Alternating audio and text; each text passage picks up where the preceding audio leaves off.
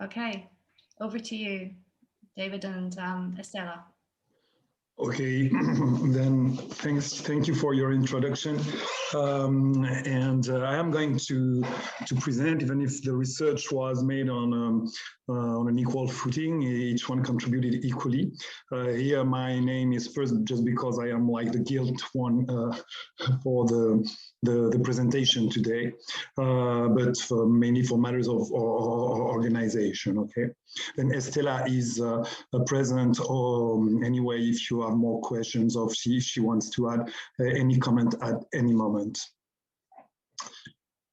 Yes, then the title is about, or the topic is about the vegan YouTubers, or the so-called self-claimed vegan experience that are being shared on YouTube, and then the bloggers of video, the vloggers, and with this direct question on how far do they contribute to extend the spaces where alternative practices to the mainstream commodified animals world, well, through this social media activity. There are at least two contrasted views on social media that we can see in politics and sociology. They would promote, on the one hand, alternatives spaces for social change, emancipation. This is typically the view with the Arab Spring, the Spanish indignance. Well, these kind of cases have inspired a lot of this or nurtured this view. And on the other hand, they would promote more consumerism, egocentrism, superficiality, sensitivity to standardized fashion, cyclicity, and in the end, political apathy. Then sorry to interrupt, David. Yes. We don't see your presentation. Just in case. Oh yeah. Oh, sorry. Sorry to interrupt. I thought you were perhaps giving an introduction and then going to. I am sorry. I didn't. I was waiting. I said, I don't think that is. No, I don't think that. Thank you. Then, well, anyway, if we are here, you can see more or less. Well, this is what was okay. Like the two approach in the social media. How would you how to apply? Well, the paper here is about applying this this dilemma to the case of the vegan movement. How far the contribution of some social media are contributing to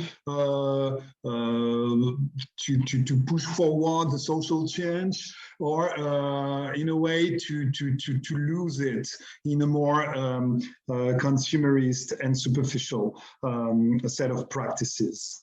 And then the impact on the actual changes, because this is what Heterotopia is about. I think it's the strength of this approach is to insist on the fact that you really attend to actual changes. Then a vegan, or so-called vegan experience, is shared on YouTube. If you only type vegan, and as vegan works in French, in English, you might have, according to your history, several elements that appear. In my case, I can have sometimes elements in 3 languages because you use the same word. Then this is how the research started in a way, and the question was, how far does the social content and interaction about veganism on YouTube genuinely contribute to the creation of alternative spaces promoting actual animal emancipation?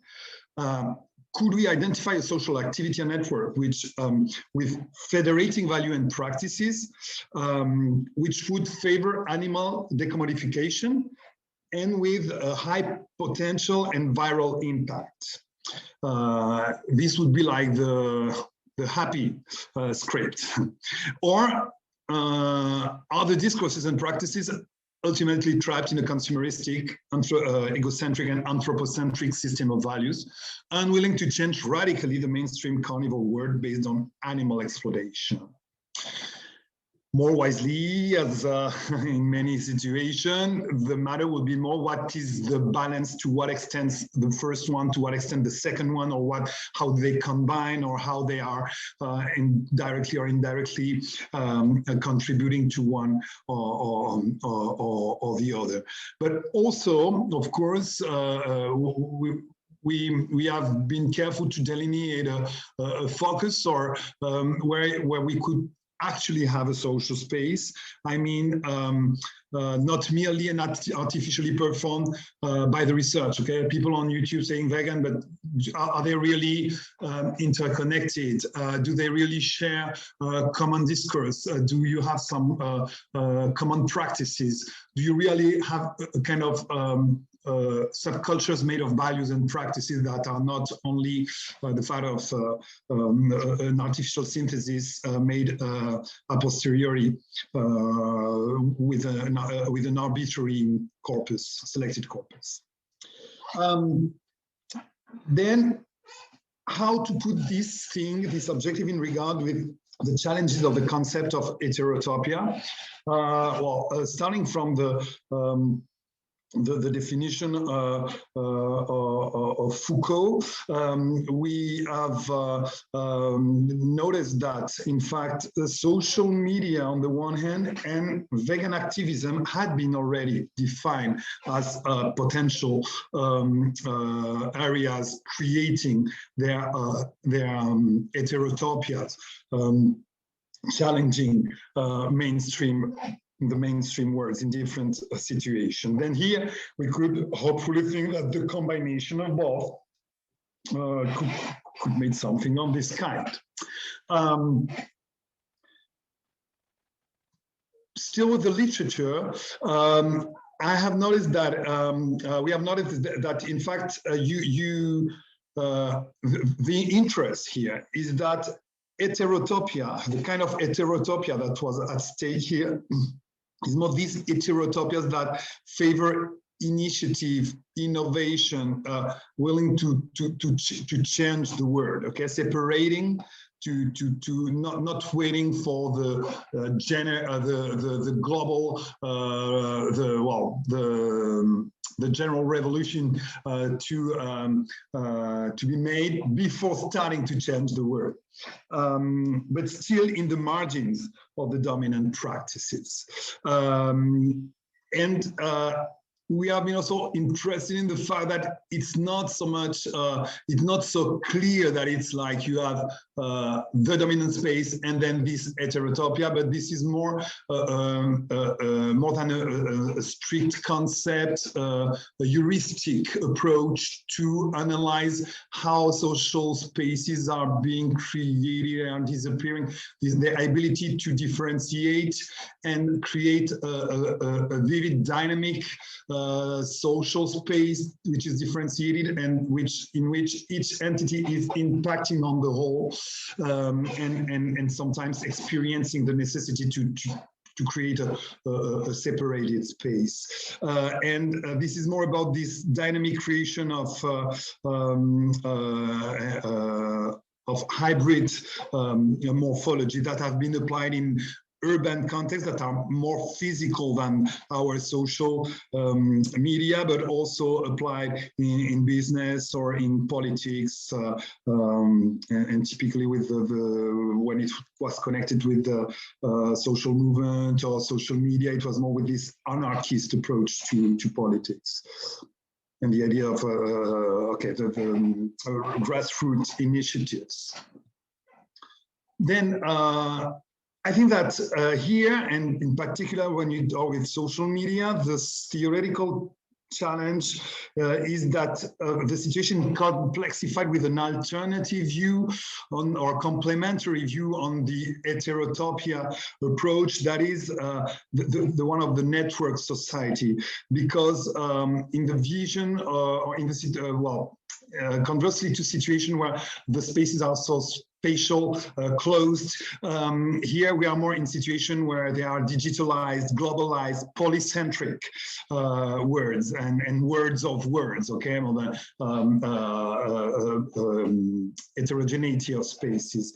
And the time, the notion of space, of time, of individual identities and social identities are more fluid anytime. Then this notion of heterotopia, we can be like simultaneously in two spaces, one of us, or I mean, the same individual at the same time, or the same individual in different times, etc. And the way time, space, and individual entities are working are kind of accelerating in this context, and the liquid modernity and the concept of which implies the concept of liminality, the fact that the human experience many times is not of being someone, clearly someone somewhere at some moment, but to be more in transitional, is an experience of permanent transition, is also one of the challenges that we had to cope with. Then finally, if we see the objective, the objectives and this theoretical introduction, our objective has been to look at some blogger experience and to track how far they generate spaces of activity and interaction that is consistent enough to be considered a topia, a social topia. Okay, to say, is it really a space, a social space? The second thing is that which kind of otherness do they construct in their narratives and in their action? They are what are they what other are they the other? Okay, in this social space. And finally, to check more systematically how far they would directly or indirectly contribute to the actual ending of animal commodification. Then the methodology was the following. In fact, we decided to be also in this liminal situation when you are like challenging the belonging from a previous to a previous mainstream work and considering changing the other and experiences your own change. We decided to focus on what was called or claimed as a vegan experience, people sharing their vegan experience. Like we decided to make that, to have more, we didn't know if we wanted to make some comparison. We might have the guess, maybe, you don't know, that Spanish people could be more committed into a fight against tauromachy, and in France against foie gras, and okay, and that we could have. But as a check as an international benchmark, we decided to take three imperialistic languages. Then we got more than the original countries. You could get with English, Australia, US, UK, with Spain, Latin America, Spain, etc., with France, you had Canada, Switzerland, etc. And then we look mainly at the content of this video, but also read the comments, even though less systematically, and also check the editorial, rationally, the storyline of the YouTubers, of the channel of these YouTubers. And we submitted this corpus to a double content analysis. First, a phenomenological analysis regarding these vloggers as if they were like random consumers, like it was like an interview, like it was like a qualitative interview. They are just sharing their experience without you needing to organize an in-depth interview. Okay, and on the other hand, more a critical discourse analysis, where it was not about just these people sharing their own subjectivity, but really considering the fact that they were talking in a situation where they were willing to have some kind of influence, and they were like contributing to construct some kind of regime, okay, to be to get some power of influence in the very Foucauldian way to see it, a way of considering things. Then here are the results in 3 points. The one, how far is it a topia? How far is it a heterotopia, a really different social space that is really creates otherness, and how far this otherness would really serve the actual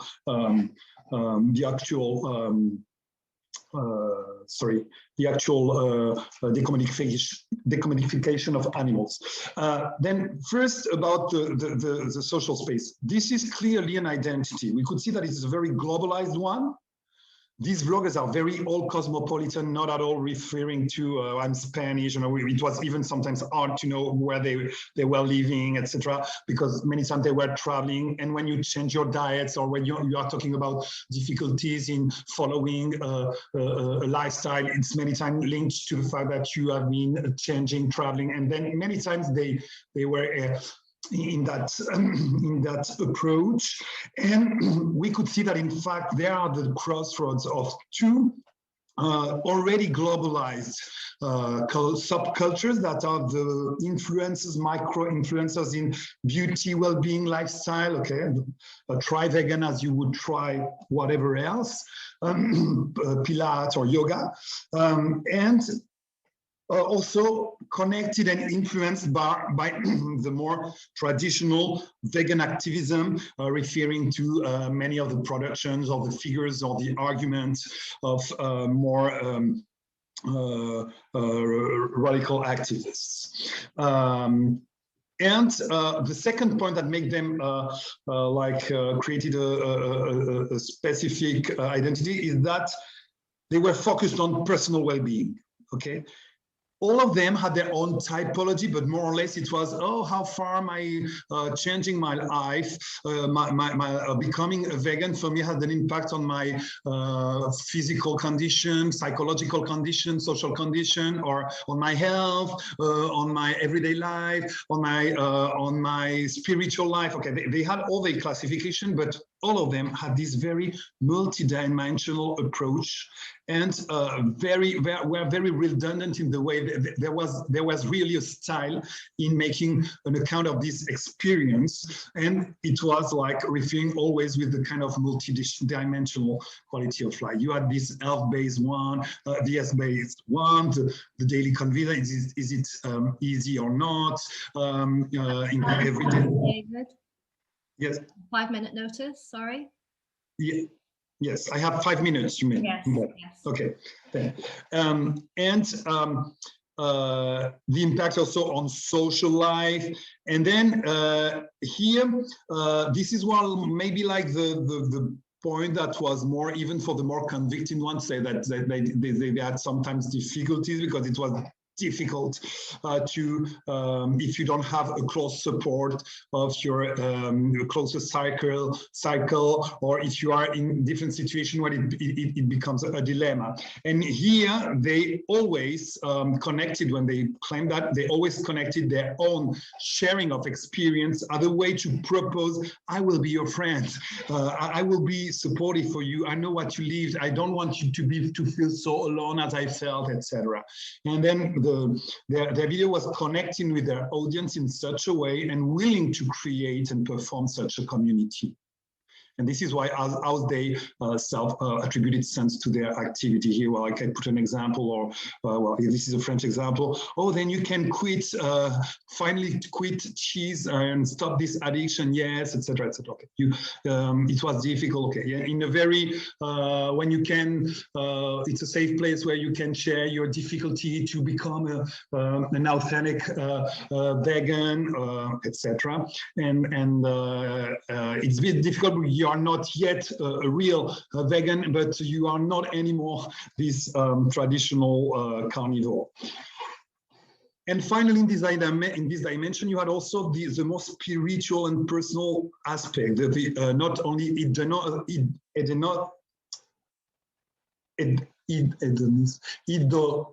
but also eudaimonia. Okay, and then you could see this ethical dimension, but that was introduced, and we will see that even sometimes very strongly, through the lens on how far being ethical contributes to the fact that I am satisfied with myself. It was like only a dimension of well-being. And then this is the point that we were in fact, in a situation where the values were only about well-being in terms of terminal values, but the other values of this world were more like what Rocky would call instrumental values, how you treat with one another, how you should behave with yourself, with the others. And they were more about this behavioral aspect of things than about really having a final value of saving animals. Okay, it was not all the purpose. It was more about you should look for your, it's legitimate to look for your personal well-being.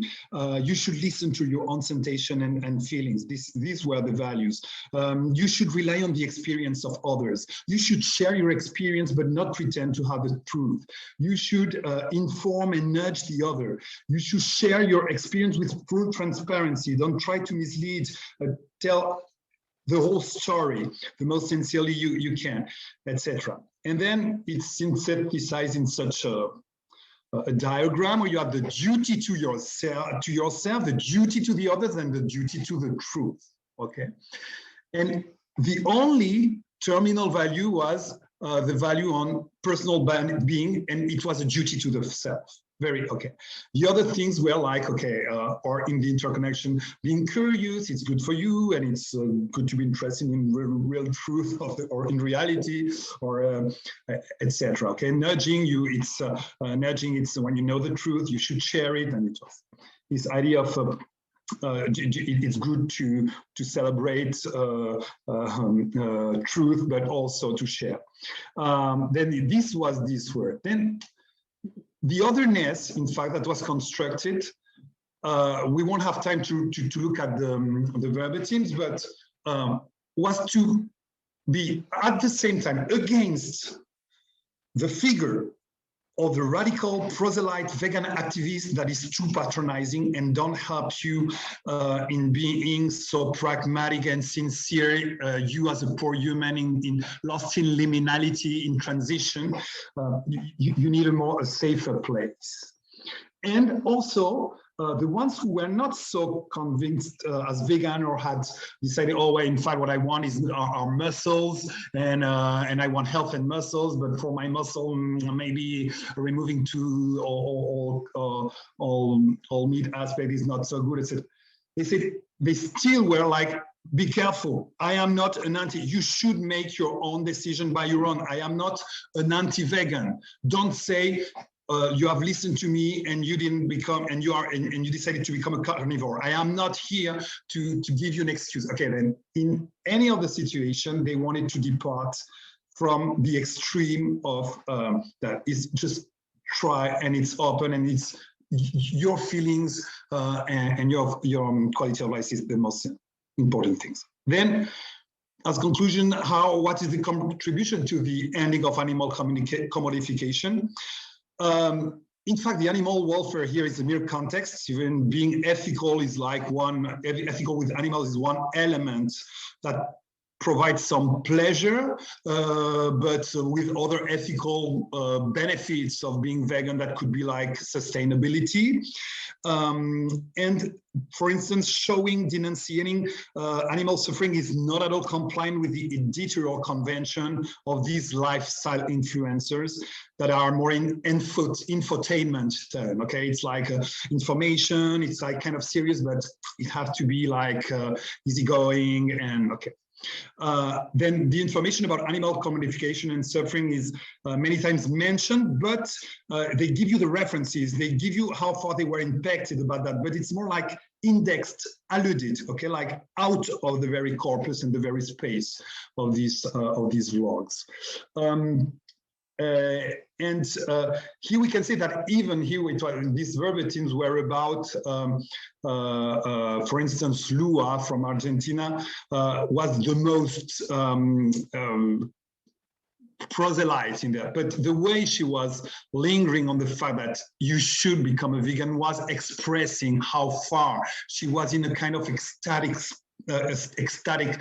spiritual situation. Now she had become fully vegan for years, and it was so inspiring for her to convince somebody. It was always like trying to project it to this personal interest.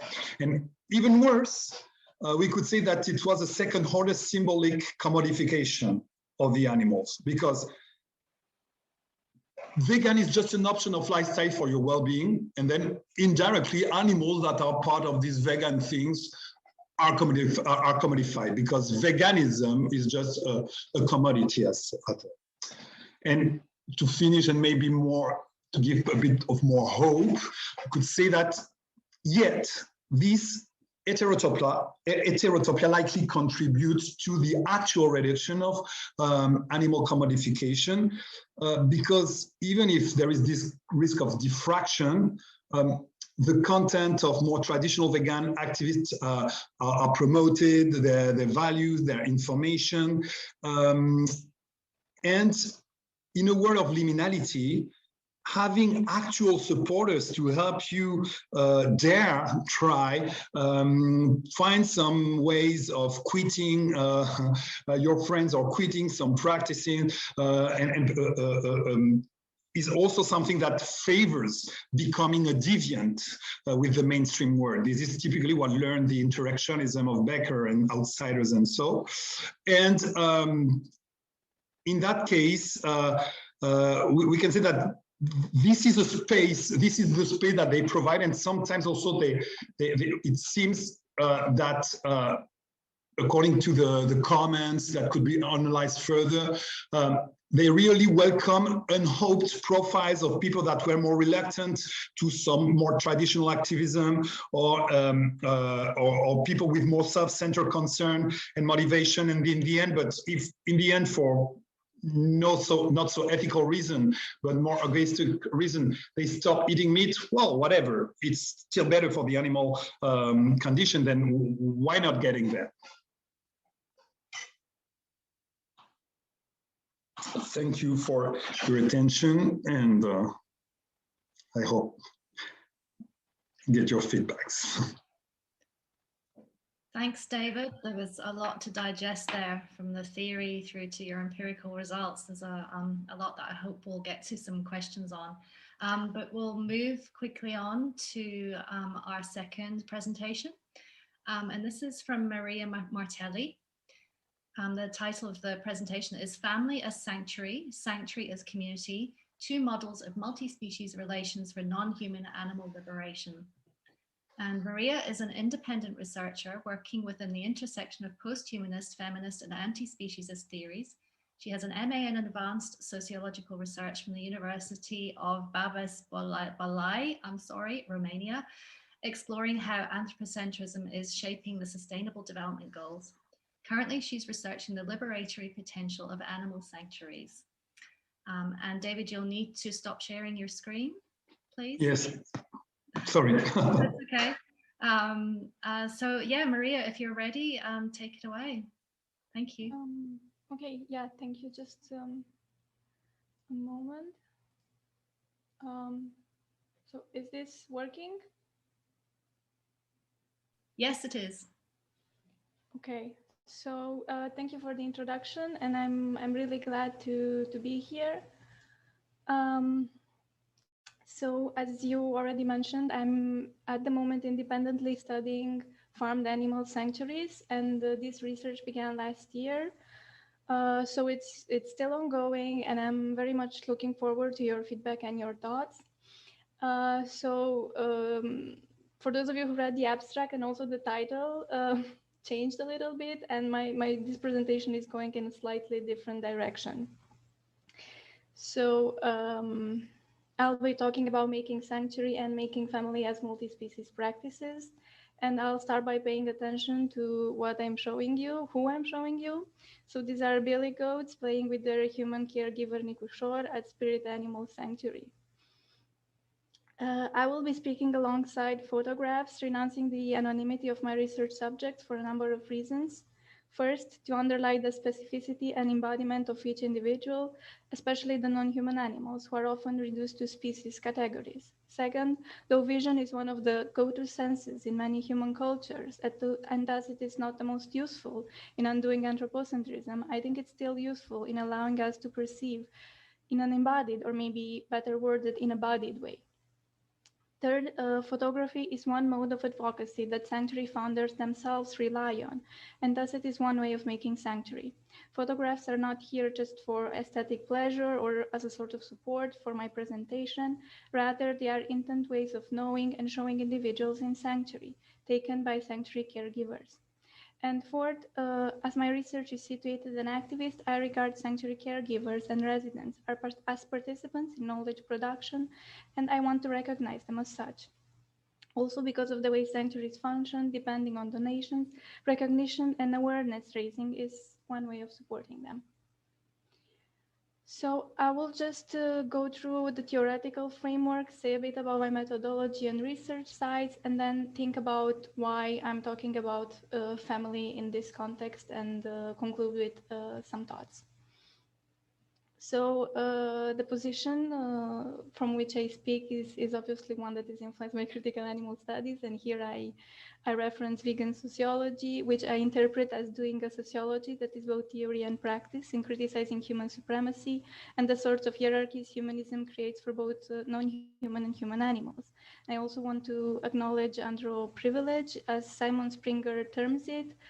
I quote, "It provides benefits reinforced by anthropocentric social norms based on the species' design and historical binary developed by and for humans that creates an us human and them animal."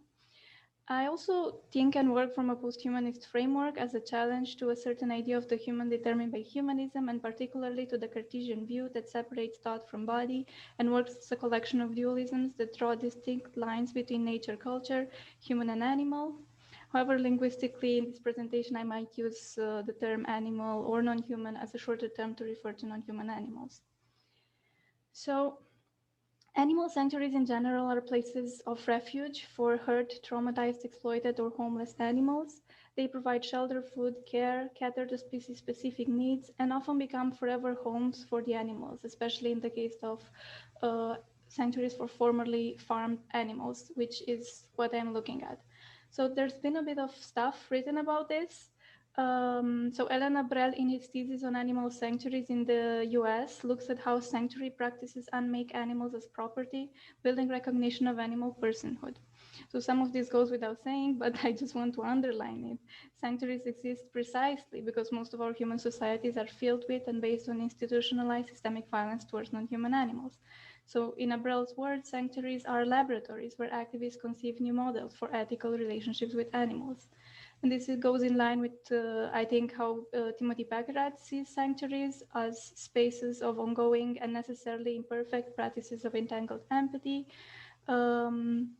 Quoting again, spaces for the development of always provisional enactments of interspecies possibility written in the messy language of mutual care, affect, and embodiment. So various research has already shown that animal sanctuaries are complex spaces, morally and in many other ways. They entail a sort of captive freedom. So for example, most sanctuaries partake in sterilization and some forms of confinement. So in the paper Sanctuary Not Remedy, Ammerman suggested sanctuaries are just part of the work of moral repair that should not be seen as restitutions for the harms caused.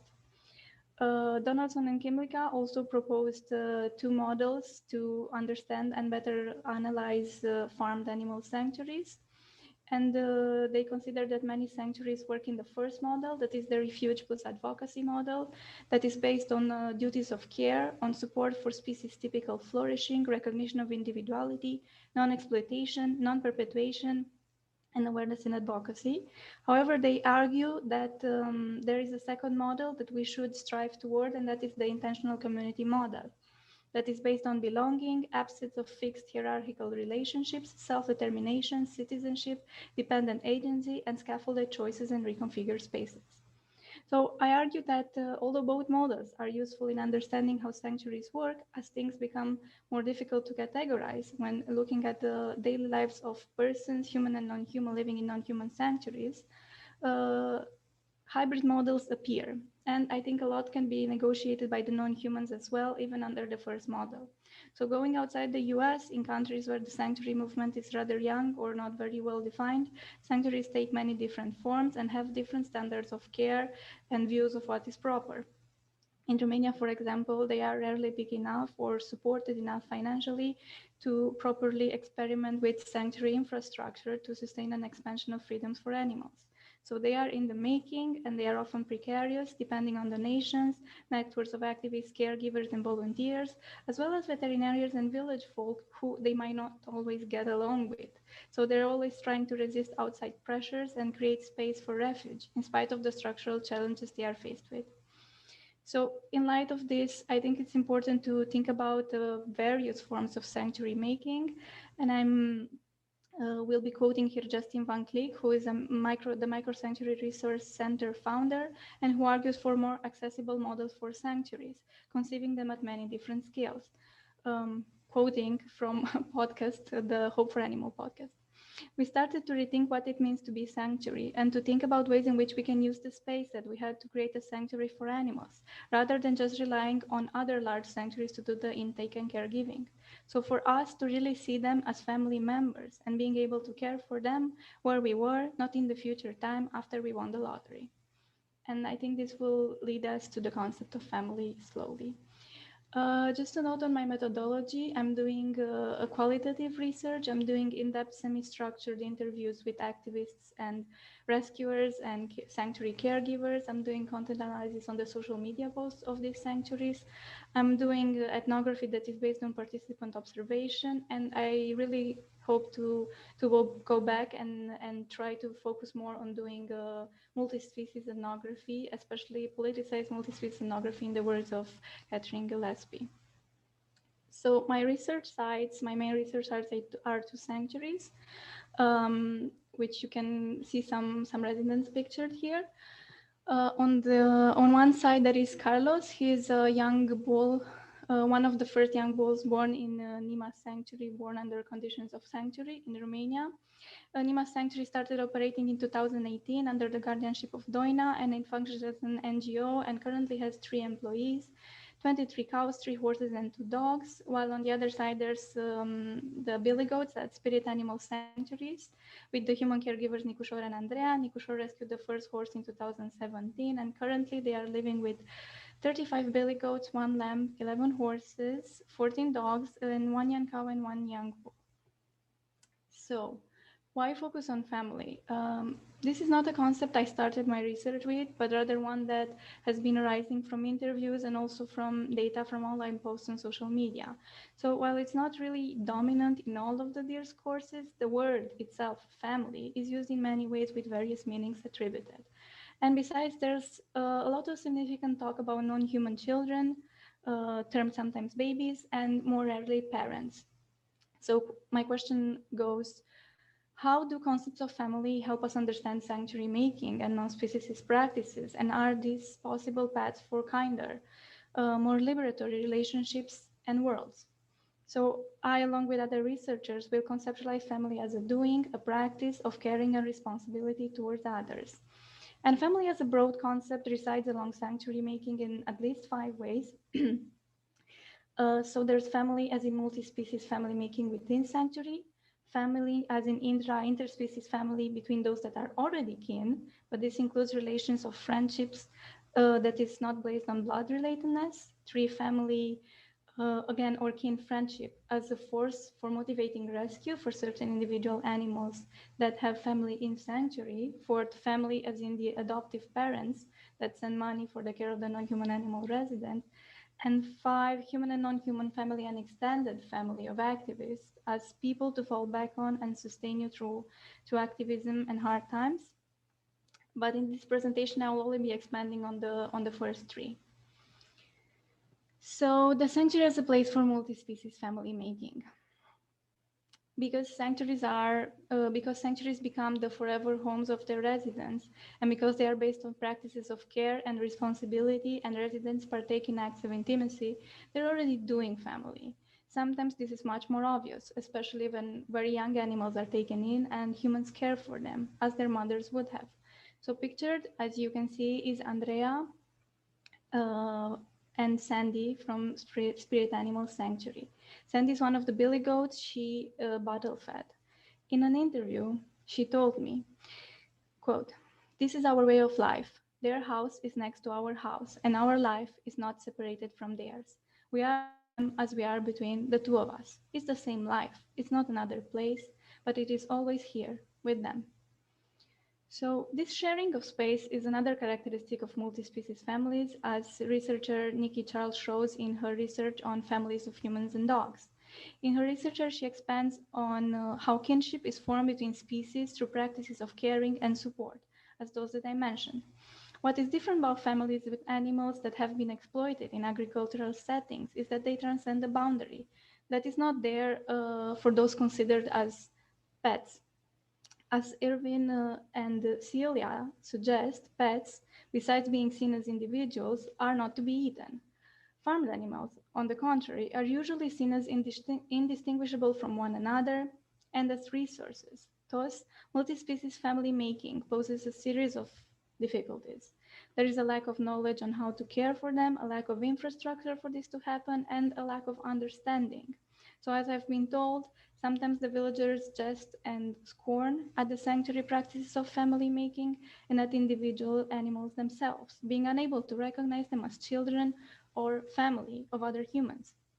However, it is precisely because they are in a reciprocal, cooperative, loving relationship, namely, in this case, a sort of children-parent relationship with the human caregivers, that the boundary is crossed and multi-species practice emerges. So as Michelle Westerlaken writes, multi-species does not only mean that multiple species are involved, but it is expanded to include the multiplicity derived from post-humanist, ecofeminist perspectives that state that all involved entities are engaged in shared practices of making worlds, and that these worlding practices enable the ability to respond and to be heard, which is precisely what happens in sanctuary settings. Sanctuaries are also placed for the protection for those that are already families. So it is in sanctuary that families of non-humans can stay together, as the exploitation for their meat or milk requires separation within mothers and their children. Even beyond this tie, non-reproductive relationships or friendship between non-human animals outside of sanctuary and inside farms are rarely given serious consideration. Here there are pictures of Benedicta and Veronica. Veronica is the first known cow to be born outside conditions of exploitation in Romania. And then on the other side, there is Surana and Carlos. They are also born in sanctuary in the last year. Finally, you can see here a reunited family of goats, a grandmother and her child. Here we are allowed to say grandmother, because her child is alive in sanctuary, as are her grandchildren. As the founders of Spirit Animal Sanctuary stressed, these are rare sightings. A daughter drinking milk from her own mother, of a species that is exploited precisely for her milk. In both industrial and small-scale village practices of animal agriculture, non-human animals are quickly separated from their parents because the loss of milk is a loss of resources and profit. So as we look, we might also ask ourselves if we should be looking at such an intimate moment, and what responsibilities come with the act of witnessing too. But I will leave this as open questions for now.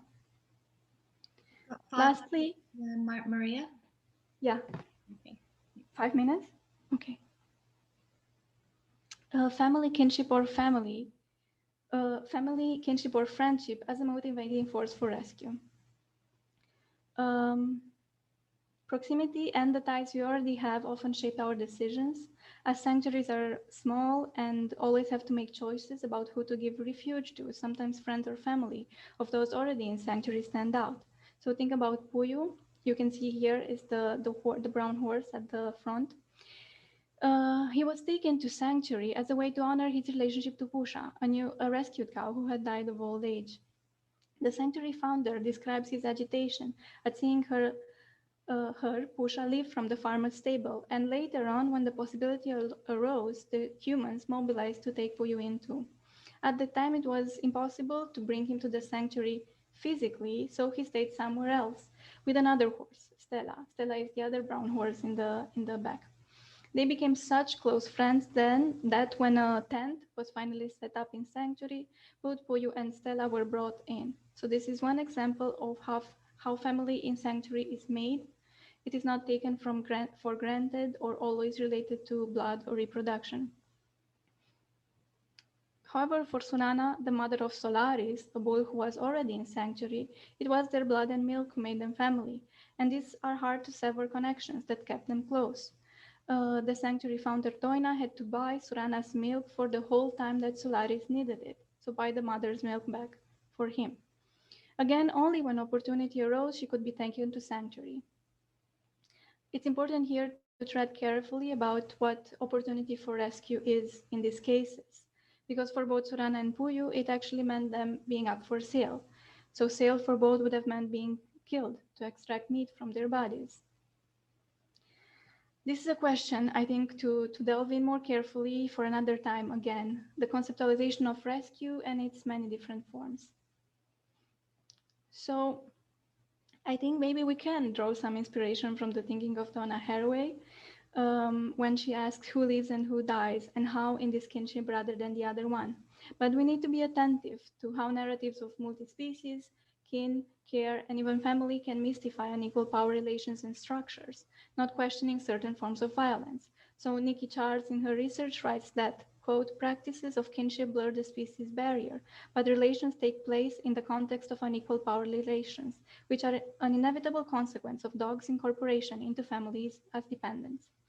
So family, as we know from feminist scholarship, can also be a deeply oppressive place. In her paper on housework and the similarities between making kin and making babies, Jennifer May Hamilton criticizes Haraway for her refusal to see how much these two are alike in terms of work, writing, I quote, signing up for making queen is quite like quitting your job to commit to full-time housework. To read this story with generous suspicion then is to be able to multitask, to both posit new kinds of communal formations and also reckon with the difficult work of reforming the current structures within which we live at the same time.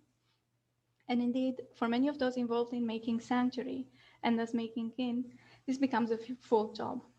We can see here just how much both of them are related. Both of them respond to the pressures of the outside world, violent and unlivable. And yet, what can family as refuge tell us? Is not seeing animals as part of our families, of our human families, another way of seeing them as for us? So in the case of rescued non-human animals, what relationship should humans have with them? Some activists like Miriam Jones, co-founder of Vine Sanctuary, argue for giving them as much freedom as possible, making their life as good as possible without you, saying, I quote, I have no desire for these individuals to be my companions, nor are they my surrogate babies, sentiments I have heard from many otherwise well-intentioned people. They are people in their own right who, through deliberate human actions, ended up being born, exploited, neglected, or otherwise harmed and brought to our sanctuary. All of these things happen against their will. And indeed, there are other problems within a framework of family, where care is solely dependent on personal relations of kinship or friendship. It can even be said that this individualized dependence is not conducive to liberation. Family can be a dangerous place for both humans and non-humans, as research on the cases of domestic violence co-occurring with animal abuse show us. I think, however, there are also opportunities for better lives in the intimate folds of kin and family, of careful multi-species observation, of embodied knowledge, and shared responsibility in making lives livable and learning to bring collective joy. So, as Andrea says, no matter how much we'll know about them, all our lives we will learn more, but no matter how much we know, their life is valuable in itself. So making family and making sanctuary in this case is also a way of making knowledge for animal liberation.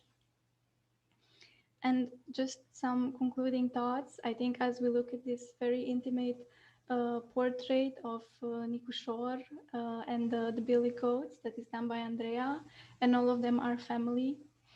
I think what I want to say again is that families are a site of social reproduction, and in this sense, for non-human animals, they are relationships from the breaking of which profit arises.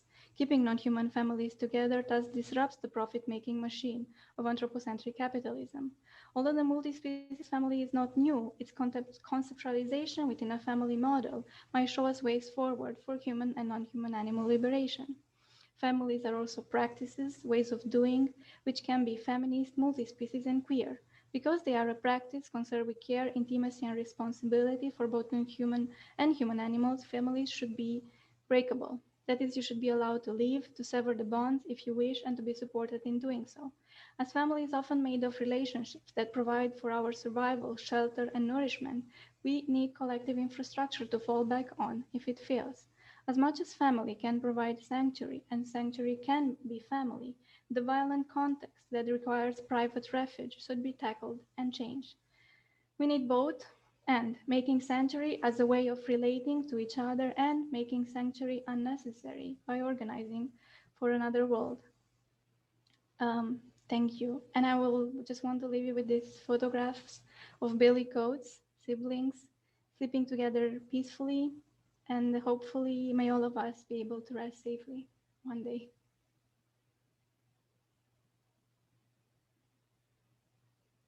Thank you, Maria. That was really interesting. The tensions, you draw out all the tensions that exist that I hope we get into in the chats, because it's very problematic side perspectives there. And I think we'll move on for the sake of time and turn to Marie Leth-Espensen. And her paper is titled Remaking Domestic Natures, Multi-Species Life and Care at the Sanctuary.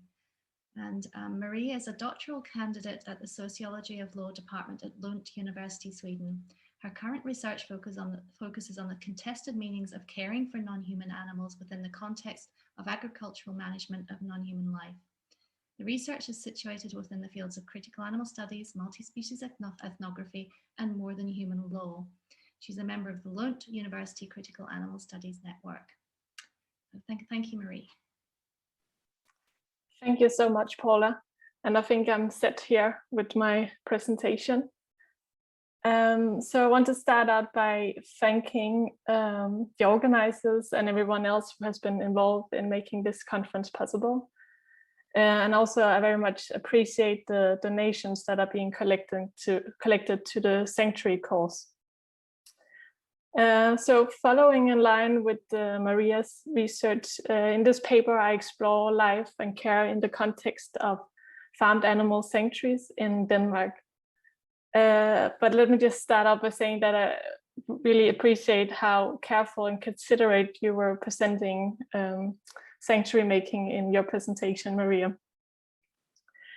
So related to the topic of this first panel of the symposium on heterotopias, sites, spaces, and practices of undoing, I approach farmed animal sanctuaries as concrete manifestations of alternative human-animal relations, essentially based on care for the other.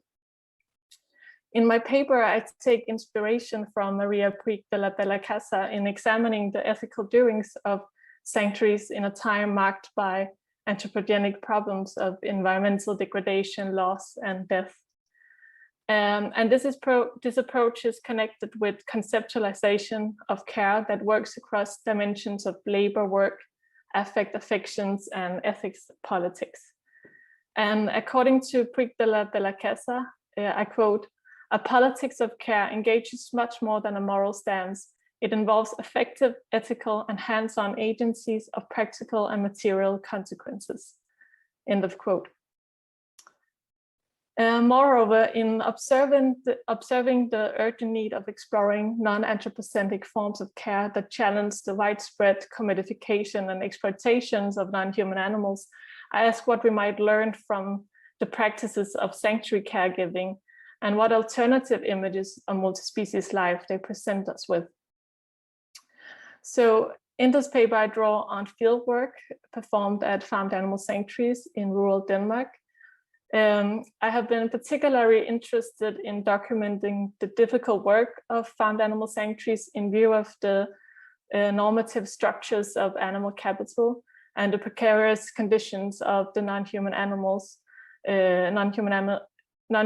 residents, even after they have been removed from the place of violence and harm.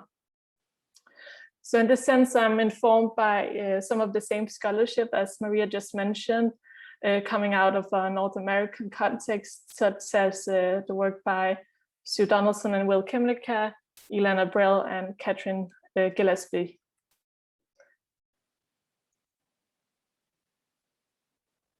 So the field research I performed was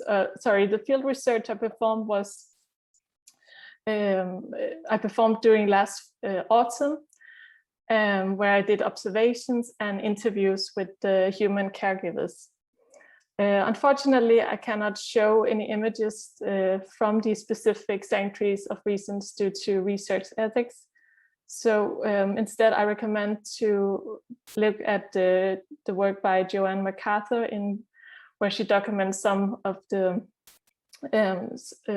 activities of sanctuaries. So to briefly explain what farmed animal sanctuaries are, in my paper I provide this tentative definition stating that farmed animal sanctuaries strive to provide a permanent home for rescued farmed animals, where they can live together with other members of the species, engage in species typical behavior that they would otherwise be denied. However, I hesitate a bit with this definition as it doesn't do justice to the particular experiences of the non-human animals within these places.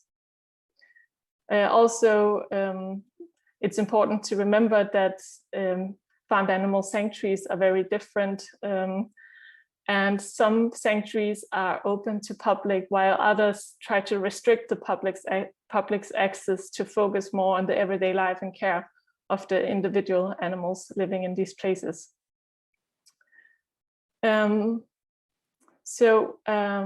Just a brief word on the Danish context. So sometimes what is referred to as the sanctuary movement has only very recently developed in Denmark, with the first farmed animal sanctuary opening in 2015. Today there are perhaps 4 or 5 places, and some are dedicated to one particular species, while others they are trying to build a community which include many members of various species. So what initially set me on the track of looking into the practices of farmed animal sanctuaries had to do with the kind of caregiving provided at the sanctuaries, and how it confronts the limited remit of care provided by the general framework of animal protection, particularly when it comes to farmed animals. So as I write here, caregiving at farmed animal sanctuaries provide an alternative way of responding individually and collectively to the situation of farmed animals, without restricting care to anthropocentric ideas simply concerned with reducing suffering, such as promoted within the framework of animal welfare. So in that sense, farmed animal sanctuaries essentially recognize non-human animals as world-making beings, and thus offer a much more holistic picture of what animal life could be. In my paper, I discuss sanctuary caregiving as an example of caring for domestic natures. And I do this partly to contextualize the labor of farmed animal sanctuaries. So most obviously, the activities of these sanctuaries are stand in clear contrast to the global animal economy and the killing of approximately 7.8 billion land farmed animals per year globally. Furthermore, decades of intensification of agricultural practices have obviously had grave impact on multi-species life in agriculture and rural communities. And this is particularly evident in the Danish context. For those of you who might not be aware, Denmark is a country with an extensive animal agricultural industry, and it has the world's largest production of pigs per capita, and it takes the 2nd place when it comes to agricultural land use after Bangladesh. In Denmark, some 62% of the total land use is used on farming, of which 80% is used on the production of animal feed. So as these numbers indicate, farming plays a very essential role in Denmark when it comes to explaining the extremely deprived conditions of fauna and flora. And if you imagine passing through the countryside in Denmark, you will pretty quickly get a view of what this enormous animal production looks like in reality, and how it has impacted life in rural areas. So when I was visiting these sanctuaries, which are often placed in these rural communities, I was exactly met by this stark contrast between the multi-species life and flourishing in the sanctuaries, and then these endless pastures of monocultural crops and large-scale farms or factories, in fact. So in this sense, farmed animal sanctuaries, which are often placed, sorry, I did already said that they are often placed in these rural communities. They offer a radically different kind of flourishing beyond life at the farm, even if they at first sight might recall to memory the idea of a traditional old-fashioned small farm with a few members of different species. Most obviously, farmed animal sanctuaries are places of decommodifications of animal life. And furthermore, they engage in what I propose to call post-domestic care, as I will explain in the following. In the emphasis I put on domestic in this paper, I don't mean to reinforce the domestic wild binary, but I think it's important for us to emphasize that caring for this particular group of animals is something exceptional due to how domesticated animals remain largely excluded from the discourse of nature within the broader environmental movement and non-critical animal scholarship. So when I started to visit some of these sanctuaries in Denmark, I wanted to learn more about the relationship between the human caregivers and the non-human residents. And importantly, I wanted to draw attention to the difficult task of caring for animals that have been bred for the purpose of so-called dairy and meat production, and who are physically and psychologically traumatized by this. At the sanctuary, caregiving includes everything from feeding, regular health checks, cleaning and trimming of hooves and gloves, predator-proofing, repairs, and so on. Often caregivers mean to interfere as little as possible in the life of the non-human residents. As one of the sanctuary caregivers told me, I like the idea of how the pigs can walk into the forest and pretend that humans don't exist. The underlying assumption being that humans have done so much harm to other animals, so in that sense, they would be better off without us. However, evidently, when it comes to domesticated animals, and especially those of commercial breeds, they remain very dependent on human care throughout their life. Sanctuary life involves multi-species care. Care is not only provided by the human caregivers, humans are also being cared for. And perhaps most importantly, there's the care emerging between individual residents. At the sanctuary, the pig siblings are caring for each other. So are the chickens in the flock, the horses, the ducks, the sheep, as well as the mother cow for her baby calf. Another important issue I addressed in my paper is how farmed animal sanctuaries remain embedded within the normative structures of animal capital. Most obviously, the sanctuaries are in many ways prevented from creating the multi-species community as they like, due to restrictive zoning laws that specifies the number of animals that can be kept for non-commercial purposes in urban and rural areas. That is, regulations that restrict certain species and sexes.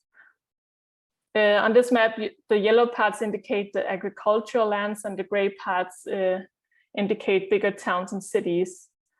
So I'm not going to go too much into the legal framework here, but just to indicate, so this is also something that the sanctuaries have to navigate in.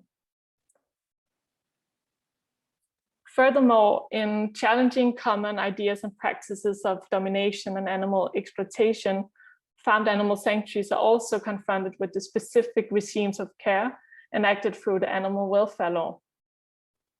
This regime of care might recognize animals as living beings, that is, as more than simple commodities, but however promotes the idea that a good animal life can be defined by a life without unnecessary suffering, such as the legal framework of animal welfare often reads. As previously pointed out by CAS scholars, animal protection under this specific regime becomes a matter of ensuring minimum requirements such as access to food and water and some bans of certain harmful practices. And this is why animal welfare legislation is often associated with a very lax interpretation in terms of protecting the welfare of farmed animals within the industry. However, what I found surprising to discover is the opposite seemed to be the case in the sanctuary context. Here, the regulatory framework appears to have rather far-reaching implications, meaning that the sanctuary caregivers risk being reported for violating specific animal welfare regulations. For instance, there are examples of how animal welfare and health inspectors find that keeping old and sick animals is a violation of the Animal Welfare Act. And furthermore, in challenging the authorities by insisting that animals should be able to grow old and can potentially have serious consequences for the sanctuaries, as they might face a temporary or permanent ban on keeping animals. Of course, the highest price might be paid for the individual animal if a decision was made to put him or her down, so to speak, due to age or illness. That is, of course, even though we cannot even if we can never know what the particular animal would prefer. So in this sense, an essential aspect of the ethical doings of farmed animal sanctuaries become to challenge the very same legal framework that is supposed to protect animals in the first place. Furthermore, this regime of care is also something sanctuary caregivers experience on a more everyday basis in relation to the problems of finding suitable veterinary assistance. In fact, receiving the appropriate level of consultancy and treatment is more difficult than you might expect in a country with more farmed animals than human beings. That's a 5-minute notice, Marie. Thank you, Paula. So, for instance, euthanasia is commonly suggested to sanctuary caregivers, even when a medical condition is treatable. It is also extremely difficult to find veterinarians who know how to anesthetize pigs, as anesthesia is most often only used in veterinary care provided to smaller companion animals such as cats and dogs. The problem of finding proper veterinary expertise is not only a matter of the specialized training that a vet receives, but also about how care practices are heavily influenced by social and cultural perceptions of animals of different kinds. So in conclusion, I take inspiration in Shruti Desai and Harriet Smith's piece on kinship across species, asking what we might learn from sanctuary caregiving. So if we think about what kind of alternative images of multi-species life these sanctuaries present, we have to importantly pay attention to the fact that these places are not utopias. Life at the sanctuary is not ideal. Although some or many of the individuals might recover from some of the trauma, there's no certainty about it. The human caregivers are also faced with various dilemmas, having to perform reproductive control and to decide on ending lives. In this sense, farmed animal sanctuaries remain embedded within normative structures intended on industrial production and animal capital. On this point, Timothy Patriot reminds us of the urgency to unimagine sanctuaries as sacred utopias and instead to rethink them as sites of potential rupture and resistance. In other words, farmed animal sanctuaries importantly disrupt the silent acceptance of human domination by presenting a different path of how care should be thought and practiced across species boundaries. And on this point, I agree with Catherine Gillespie, who notes that sanctuaries have the potential to be sites where care is radically reimagined. Thus, I will end by highlighting the potential of farmed animal sanctuary as a disruptive site for rethinking ethics and politics beyond the nature-culture dichotomy. And I'm ending here, and I'm very happy to receive any comments or questions about my paper. And also, I would like to invite people from the audience who to share their experience with sanctuaries, either as volunteers, visitors, or caregivers. Thank you. Thank you very much, Marie, and another really interesting and different complementary perspective on sanctuaries. The legal and professional barriers you raised there were really interesting. So I'm not going to take any time speaking, and I'd like to immediately open it up to questions, which I'm sure there'll be lots for the 3 papers. So please feel free to put a question in the chat if you'd like me to read it out, or if you'd like to read it out later, or just stick up your hand and I'll come to you to read it out yourself. Do we have any questions?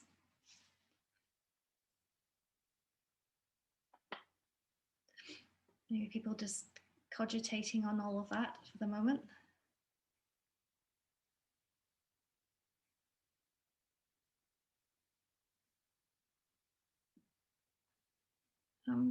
Oh, great. So Jonna. Yeah, thank you so much for your presentations. I thought it was they were very interesting, and I liked that you really, for the animal sanctuaries, that you put different perspectives and show the tensions. I have some friends having a small animal sanctuary, and we talk a lot about these ethical dilemmas and the tensions, and also the tendency within some animal sanctuary to really centering the human, for example, in posts on Instagram and so on, to raise, and it's a strategy to raise more money, but then it can also be very problematic. And for example, the sanctuary and my friends there, they decided to have no human animals in the pictures, but always centering the animals. So I would just wanted to ask, like, since you have looked upon more sanctuaries, and I know that you have done in-depth work with some sanctuaries, of course, but maybe you have a more overall look of more sanctuaries, how common it is to reflect on all these tensions then. For example, with you, Maria, the family, the pros and cons with the family concept and the tensions it brings with it. And also about, because you put forward so many dilemmas, Marie, about like having decisions over someone's lives, and how common it is to reflect in depth on these different aspects of having an animal sanctuary. So if you would like to reflect on it, that would be very nice. Thank you.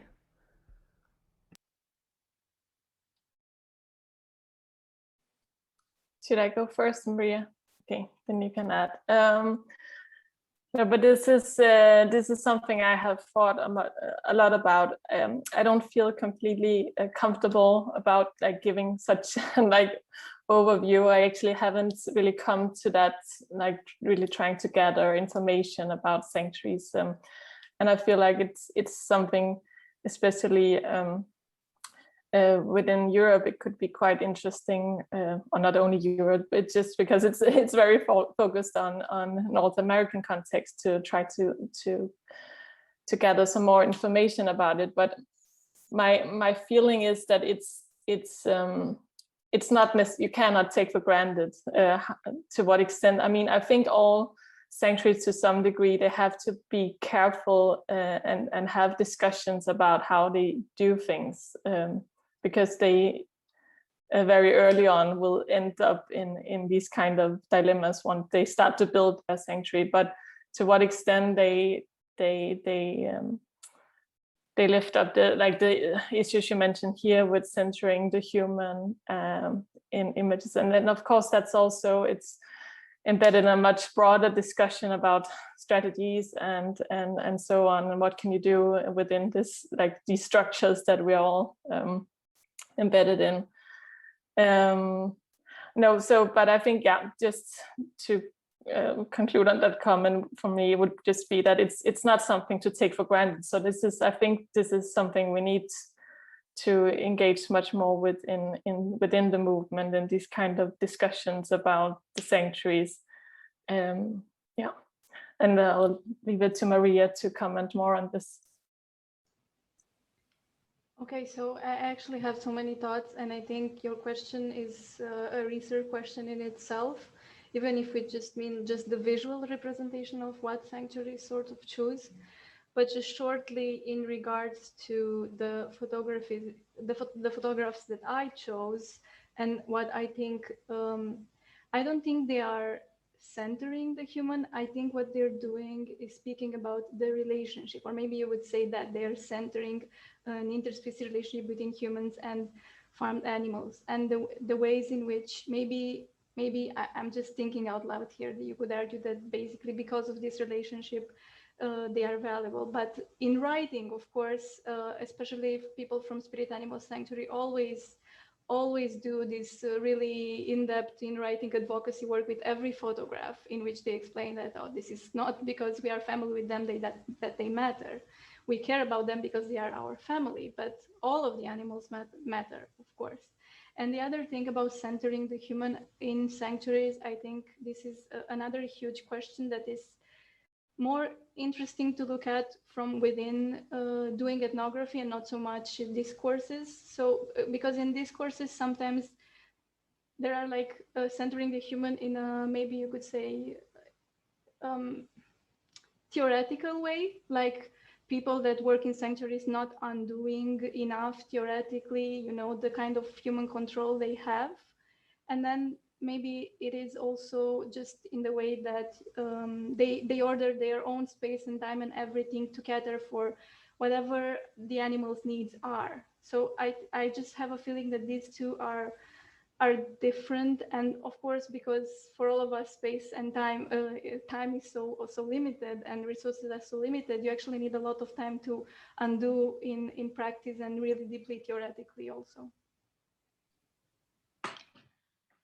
I think we'll move to Mitch. Had gotten a question before Kate and Esther. So Mitch, would you like to ask your first question, or will do you want me to ask it?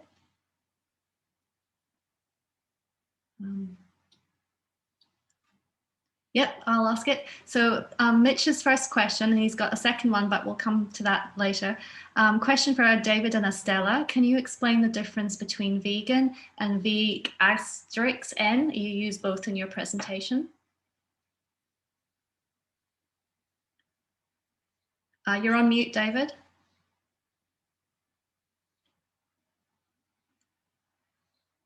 No, you're still on mute.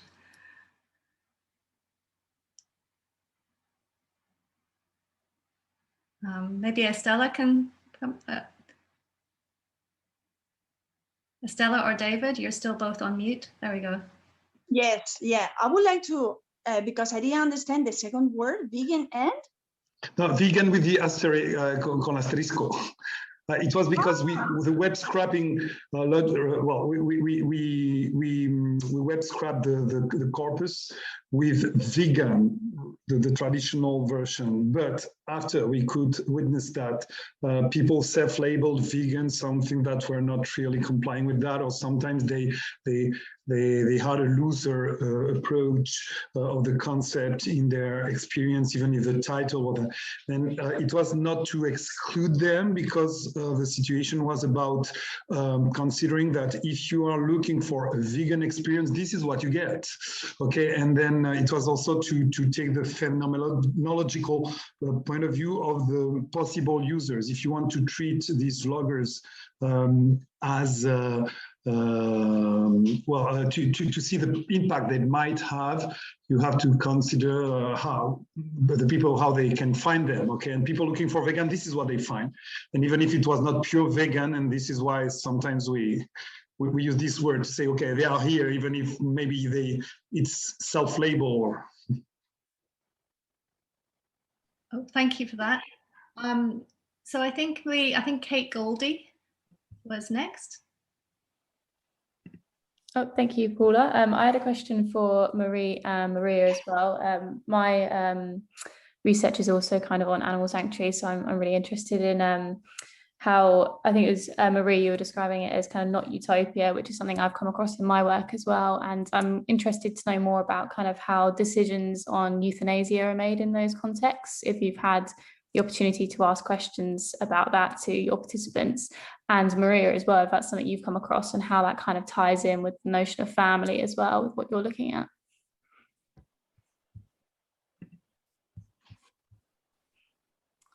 Thank you for the question. Yeah, so I mean, it's obviously difficult to reach that decision, and it's very yeah, the individual, of course. So I mean, so I don't know, in some, I mean, I don't have a lot of information on this, but what I gathered so far, it seems to be that it has not necessarily been so difficult in those very, you know, sad circumstances that has happened, because it has been, I don't know, in a sense they describe it as like this, so there's long periods of illness, and at some certain point, and with the expertise of good veterinarians, they sort of decide that, okay, so this is the point. Like, so now, I mean, it could be in cases where they cannot get up on their feet anymore, or have some very serious fracture or something in that sense that cannot be treated. Yeah, so that would be what I can tell you about this, I think.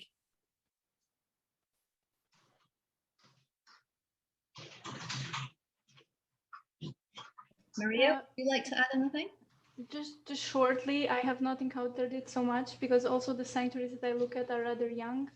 But in the few instances, it was something. It was that you once mentioned. It was not a decision that was made, or if I don't think it was made. But when it was talked about, it was always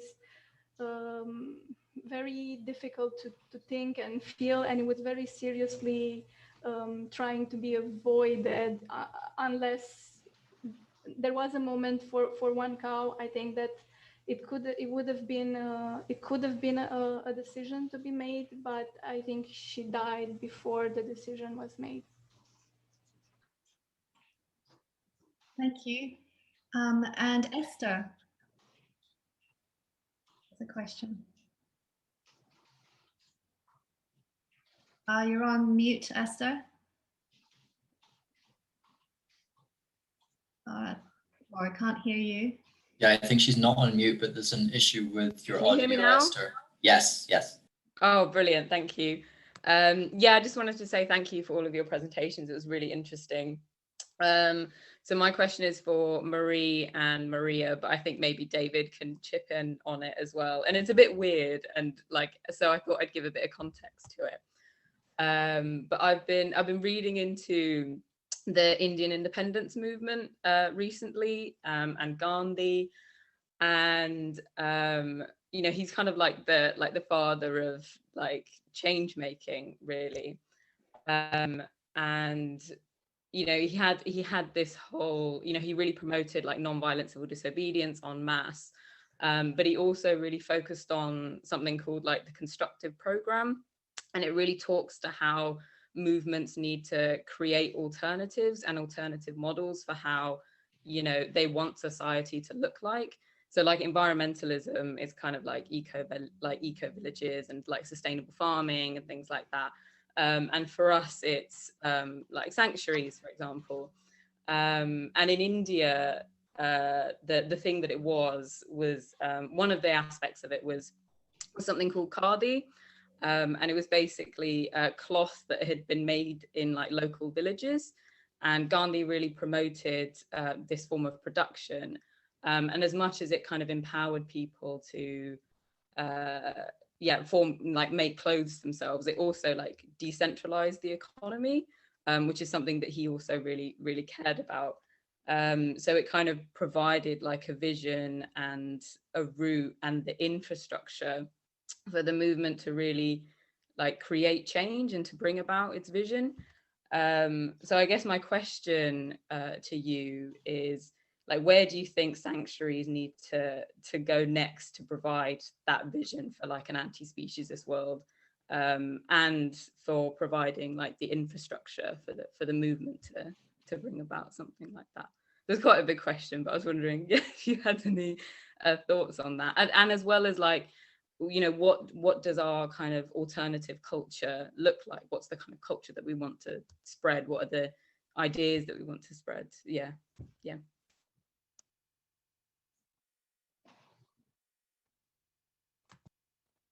Yeah, I can go first this time. Yeah, it's a great question. I think, you know, to begin with, in a very small way, they're already doing the providing and challenging things in many ways, like also Marie mentioned, the issue of knowledge. There not being certain knowledge of certain forms of care, and this really happens with specific species and specific animals that are only known about in factory settings, like, for example, cows. So, for example, Nima Sanctuary was founded with the saving of Nima, who was the first cow to have been given this surgery, for a broken leg fracture. So, in a sense, they are already trying, you know, really just tugging, really in tiny ways to create the practices that can make better words, and this also goes into what I think Donaldson and Kimlicka were saying with intentional multi-species communities. So I think these are the directions, because with the intentional communities, you can maybe have bigger places that create, like you said, their own cultures, and maybe you could hopefully have this multi-generational culture appearing. And then I also think micro sanctuaries, or like family smaller sanctuaries, like I said, might be useful in that sense, not in the sense of intentional communities for creating like infrastructure and cultures, but maybe just finding out really important practical things, and maybe even designs that might be helpful. So, for example, Justin Van Cleek talks about the sort of spaces they designed for the hens they were living, that are completely different than what is imagined that hens want. So they have trees and bushes for them to hide. So yeah, that's my answer.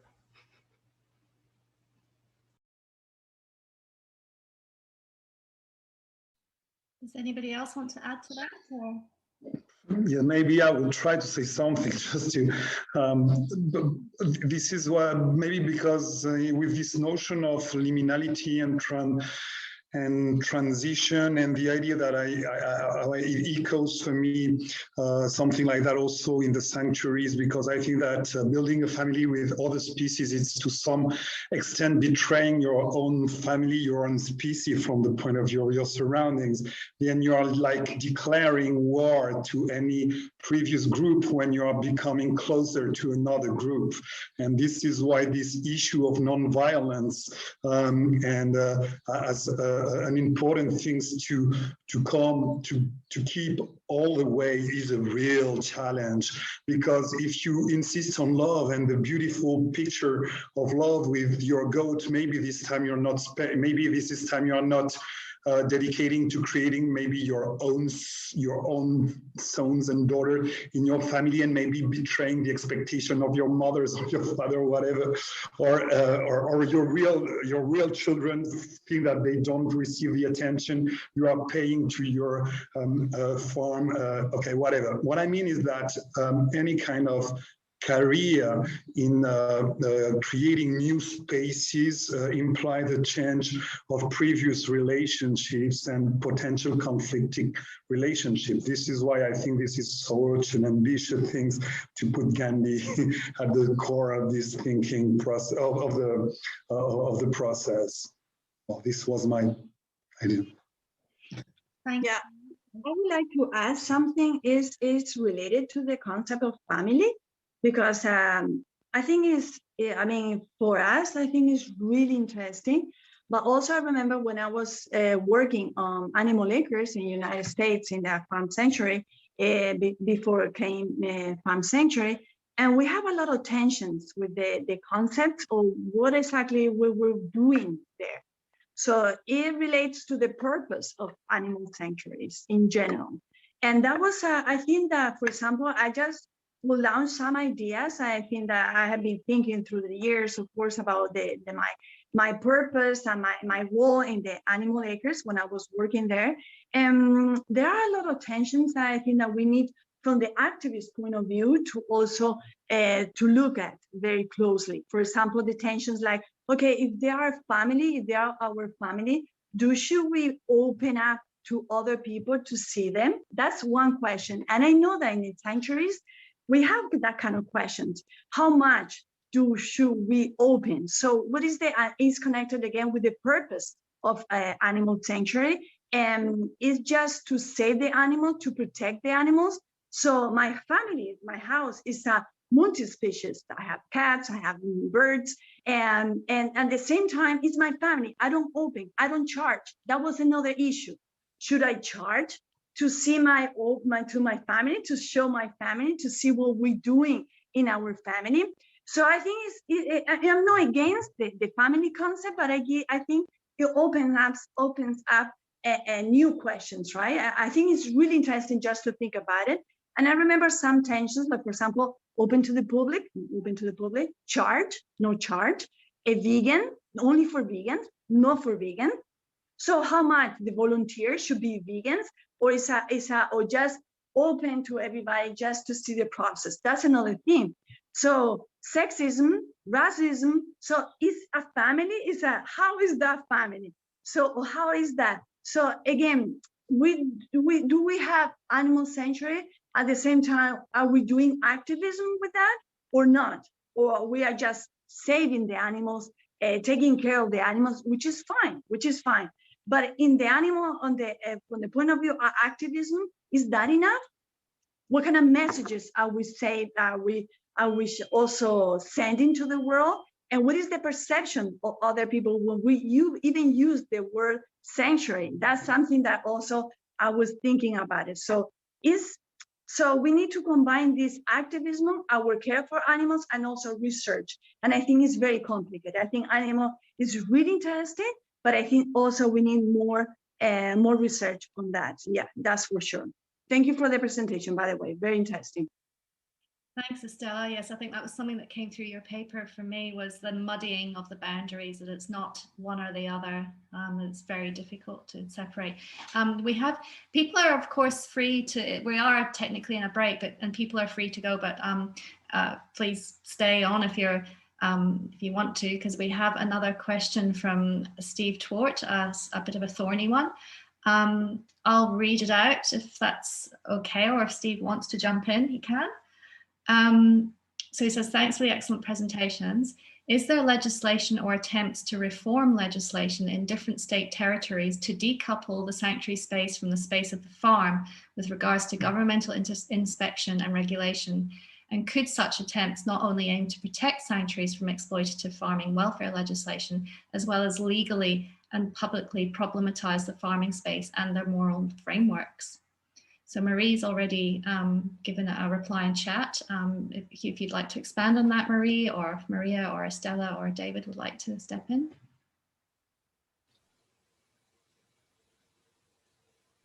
I don't know of any, and because the sanctuaries are so new, and because the sanctuaries that I look at are in village, in rural spaces, they are very easily understood by legislation as farms, and that of course poses some problems, but maybe Marie, she has a better grasp on law stuff.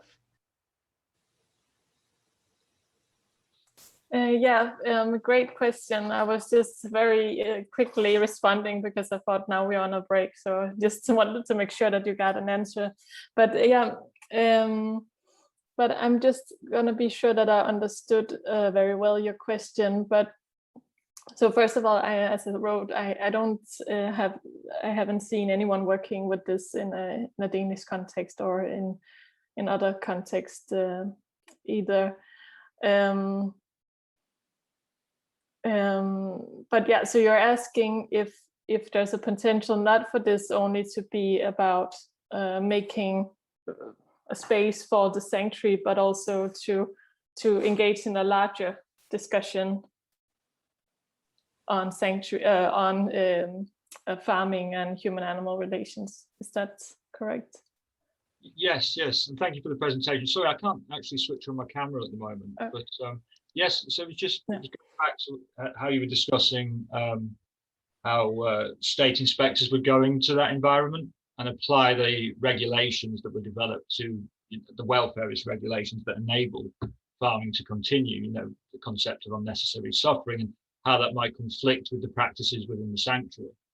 Yes, so I was just wondering if there has been any movement to do those, I suppose, simultaneous things that can be underdone, decouple the sanctuary from the farm within legislation, and which also then problematizes that kind of morality of suffering as the key ethical principle that underlies that kind of legislation. Okay, great.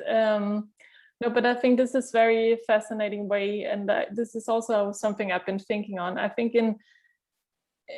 among the sanctuaries I have studied, because they are so limited in their resources, this is not at all been something that they have been able to engage with. But hopefully, as the movement grows, this would be something to, because I do see like this potential, and also I was also thinking in terms of other like animal rights groups, liberation groups, also sort of perhaps this is like when I asked what we can learn, this could also be in that context, like, so if we engage with some of these problems that the sanctuaries face, and they're not only left with fixing this by themselves, but then maybe something very interesting could come out of that. That would be my perspective, at least. Thank you, that's great, thank you. Yeah, actually, for example, I think I'm agree with Rita. I think that in Spain, I think they're trying to change. I remember a case that we had like years ago, I think it was with a cow, that she was sick and the government just wanted to apply the legislation for farms. So she was sick, so she needs to be sacrificed, and that's it. And it was a long discussion and debate about that, and also because it's different. It's not just a farm. And of course, so probably we'll need new legislation. That will be my point. I don't think that in the level of European, we don't have any. And I think more or less what I heard, I'm not an expert on that, but what I heard probably is like each state is just working with their own legislation, and then probably in the future to look for a common one. That's mine. But yeah, it's a weird space, and yeah, it's complicated. Yeah, a very good point. Thank you. That's really interesting. Thanks. Thank you. And Esther still has her hand up. I don't know if that's from the last time or if you have a new question. No new question. Okay. Well, I think in the interest of everybody getting a break before the next session, perhaps we should wrap it up, unless anybody has anything burning that they'd like to add. Yes, and feel free to I'll leave this room, but feel free to stay or go into any breakout rooms if you'd like to have more discussions. And then we'll be back here at 2 o'clock. I'm right, yes, 2 o'clock for session number 2 for the symposium. So thanks everybody, and thanks for the fantastic presentations. So much in there to digest. Thank you to everybody. Thank you. Thank you. Yeah, thank you. Thank you, Paula, for organizing this. Thank you very much, Paula, for everything. Thank you. I hope you can stick around.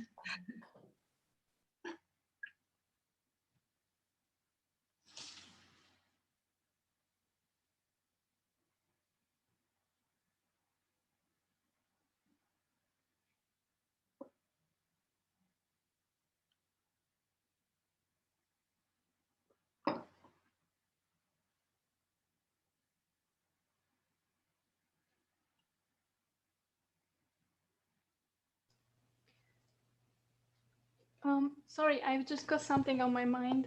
Yeah, no worries. I wanted to ask you, I think when I finished my presentation, I was really focused and I did not hear what you said, but I think you said that you had a comment.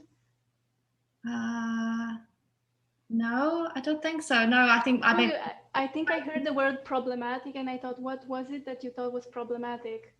Oh no, I wouldn't have been saying anything like that. I think I was saying that you drew out a lot of the tensions really well for me in sanctuaries. That was so delicately articulated how nuances and the yeah, really the tensions between that, really the question Estela was raising about how much these are sanctuaries separate and for the animals, or how much that gets almost contaminated a little by the human, or by the notion of it. How much should it be used to educate other people? How much should heterotopia be, or these spaces of the sanctuary, be educative, or is that starting to contaminate the whole idea of them from the animal perspective? I mean, to raise all of that, I know there's not a good answer.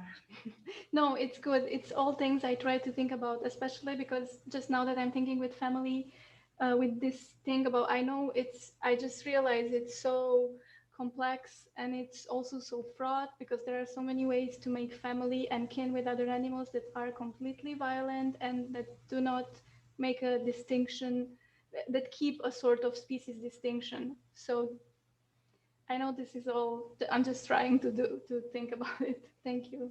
Yeah, no, I've made so many notes on every presentation that I couldn't ask my questions, but I'll be thinking about it all really deeply afterwards. So thank you. I hope you're able to stick around for the rest of it. Yeah, I just want to check the other sanctuary presentation, and then I'll be back here.